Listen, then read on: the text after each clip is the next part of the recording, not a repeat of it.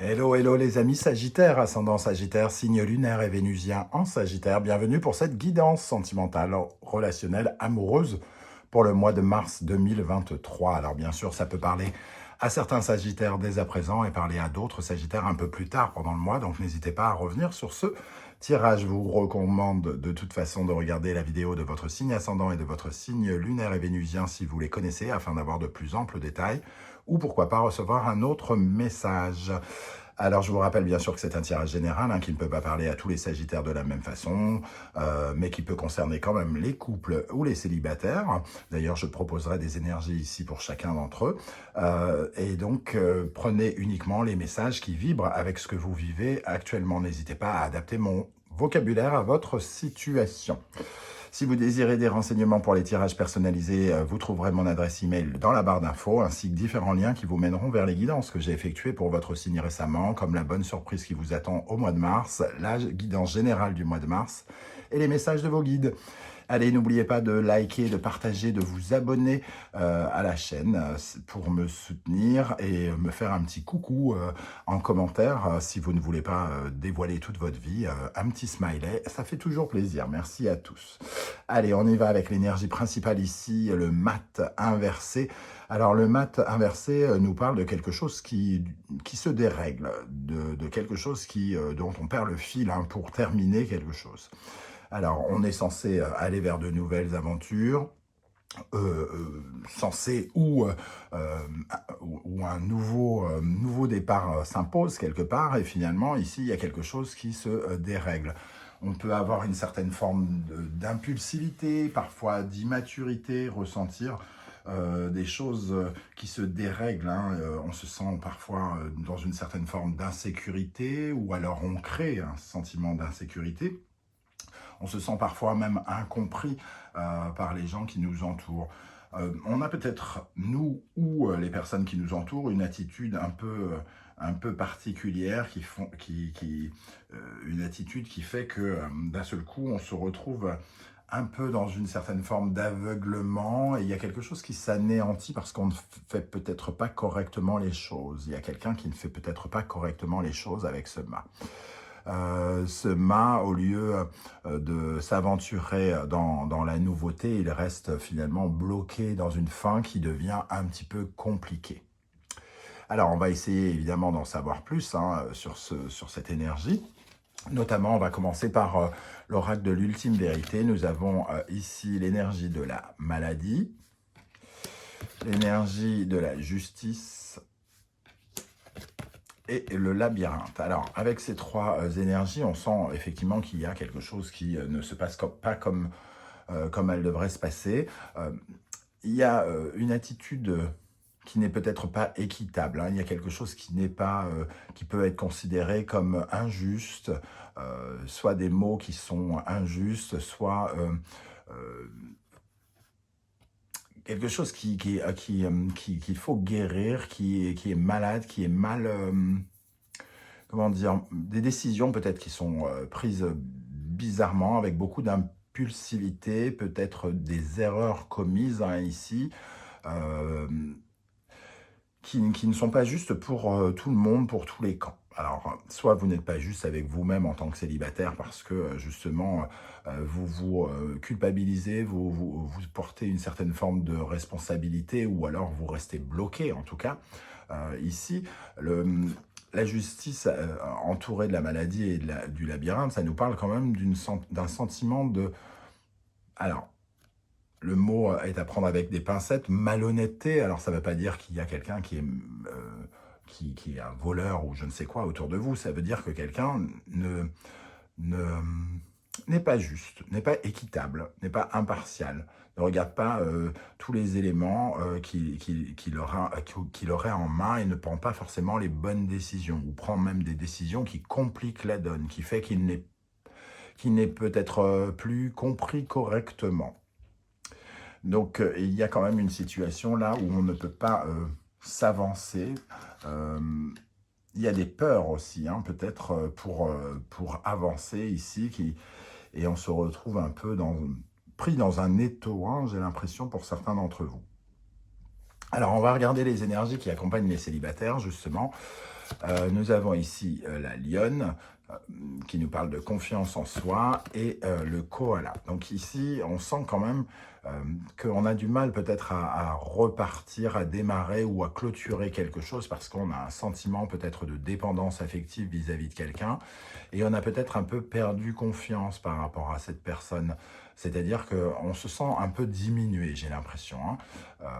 Et alors, est-ce qu'on porte certaines responsabilités? Est-ce qu'il y a un sentiment d'injustice ou quelque chose qui ne se passe pas correctement? On sent que peut-être il faudrait se libérer de quelque chose, mais on reste accroché au passé ici.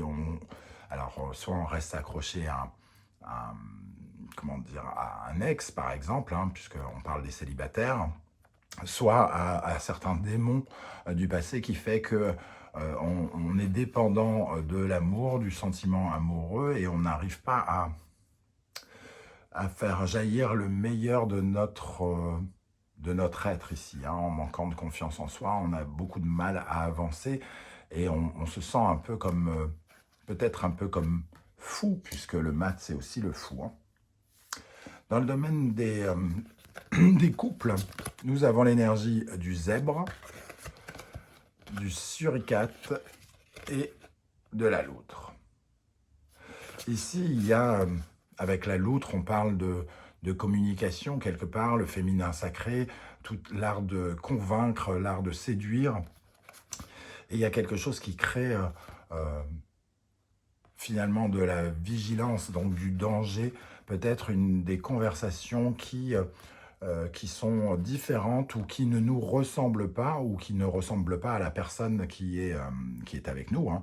Et ici, il y a probablement quelque chose dont il faut porter votre attention sur le fait d'apporter des différences dans votre façon de peut-être de parler, de communiquer avec quelqu'un, d'être beaucoup plus vigilant pour ne pas dérégler, bloquer la situation. Alors je vous dis vous, ça peut être la personne avec qui vous partagez votre vie. Hein. Vous vous placez à l'endroit qui correspond à votre situation.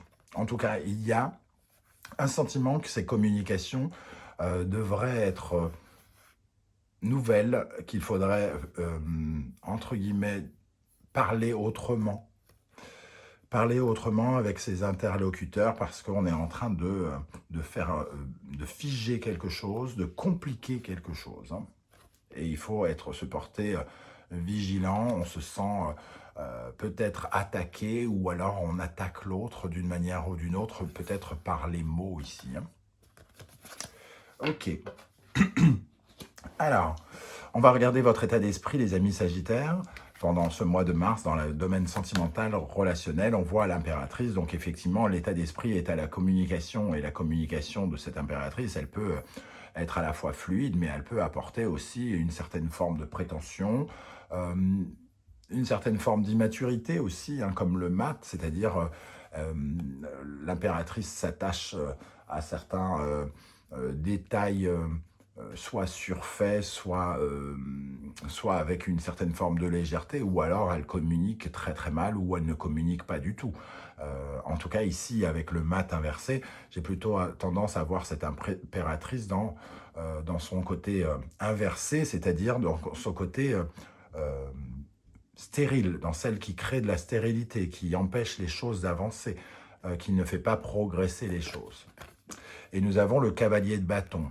Alors le cavalier de bâton peut nous parler d'une énergie de feu, d'une énergie où on est un peu consommé par une certaine forme de colère, ou alors un fort enthousiasme, une forte excitation qu'il est difficile de canaliser. Il y a comme une énergie ici très forte qu'on a du mal à canaliser et qui finalement s'exprime au travers des mots de cette impératrice. Hein. Donc on arrive dans ce mois avec une énergie où finalement on n'est pas forcément en phase avec quelqu'un et en phase avec la croissance que l'on veut donner à notre vie. Alors, par exemple, cette énergie de dépendance ici. L'impératrice a plutôt tendance à avoir confiance en elle, tout comme le cavalier de bâton, mais ici, je sens que c'est une situation qui est plutôt inversée. Lui, il est en quête d'aventure, Et on exprime le fait d'avoir envie d'aller vers de nouvelles aventures, mais on le fait mal. On n'arrive pas à débloquer quelque chose pour se diriger vers de la nouveauté ici. Alors, à quelle énergie vous tournez le dos? Le 5 de denier. Il y a un sentiment ici d'impuissance, hein, d'abandon avec ce 5 de denier. On cherche des solutions, mais on n'en trouve peut-être pas.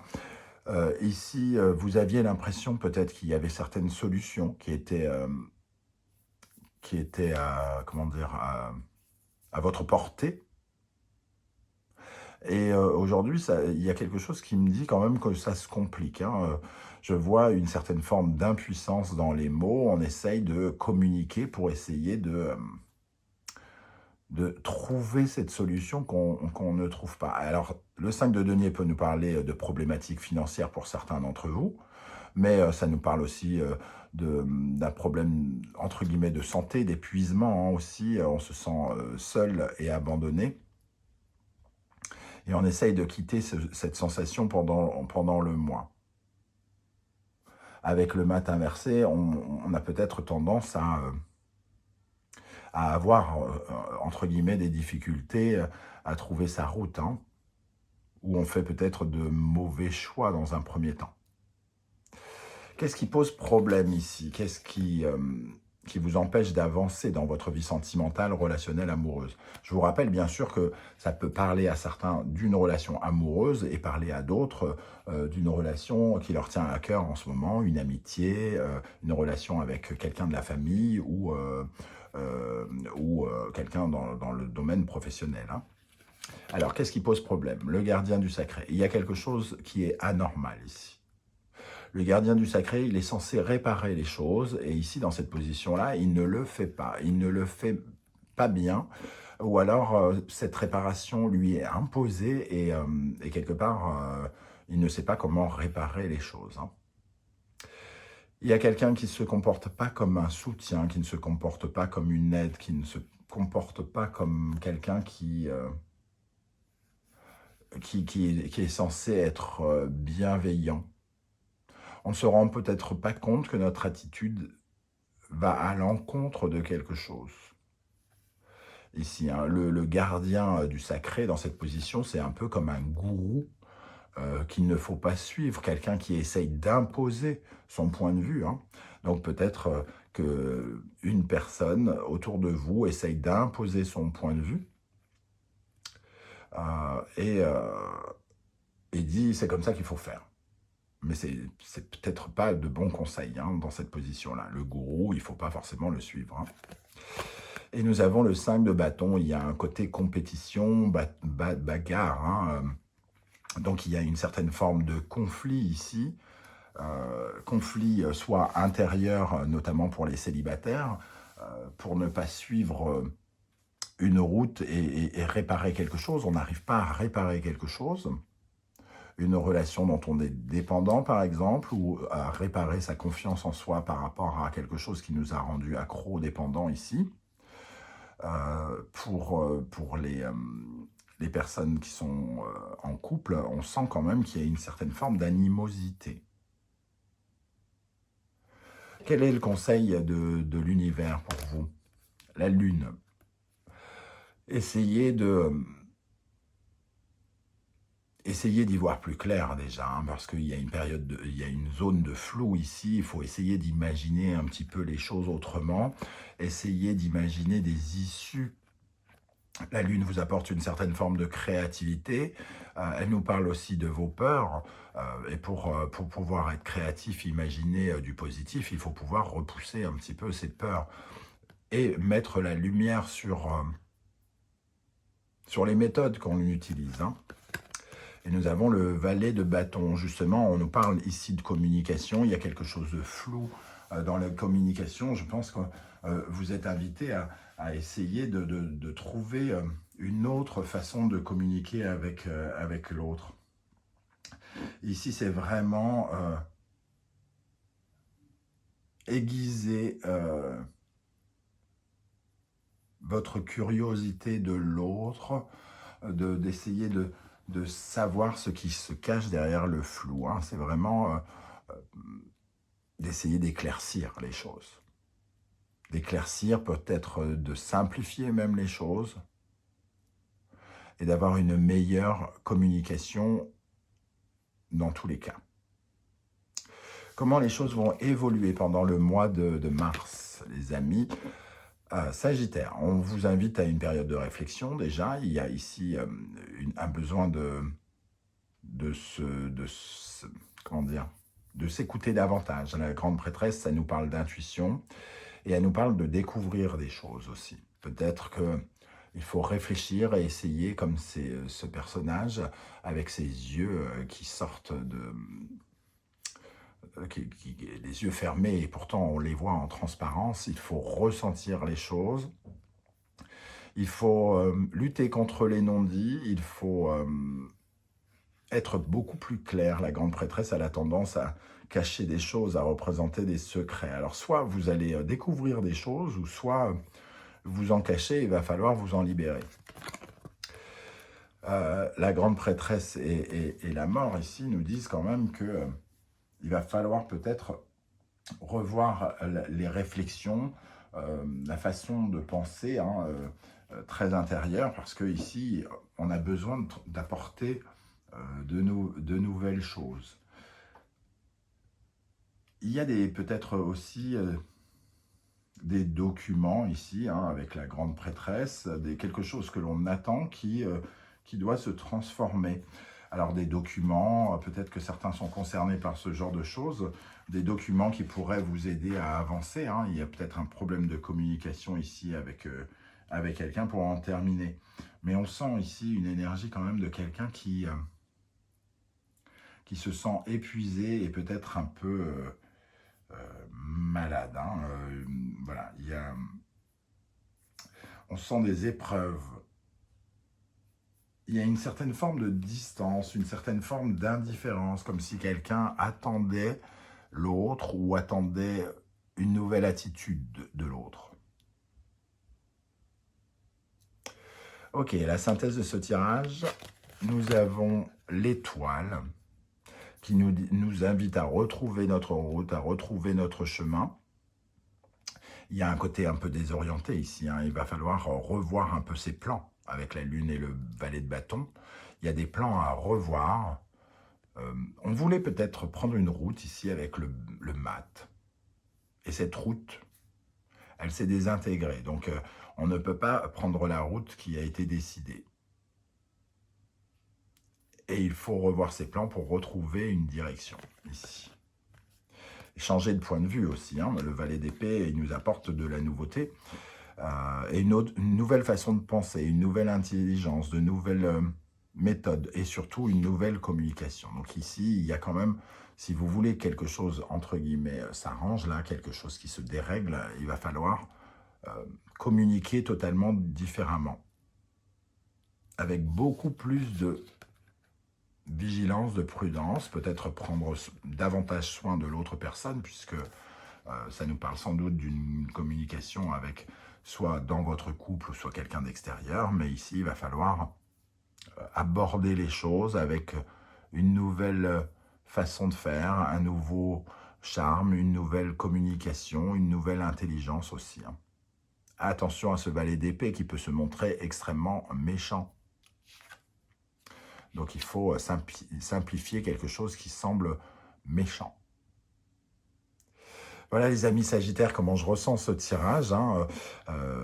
N'hésitez pas à commenter, à me dire comment vous le ressentez. Et si vous n'êtes juste que de passage et que vous ne souhaitez pas laisser votre vie en pâture, eh bien n'hésitez pas à me mettre un petit émoticône. J'aurai plaisir à voir que vous êtes passé et à vous faire coucou.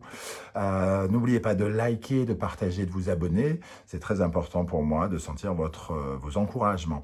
On se retrouve en tout cas très bientôt pour de nouvelles guidances, notamment une guidance 100% professionnelle vie quotidienne. En attendant, prenez soin de vous les amis Sagittaires. Merci d'être là et à bientôt. Ciao, ciao.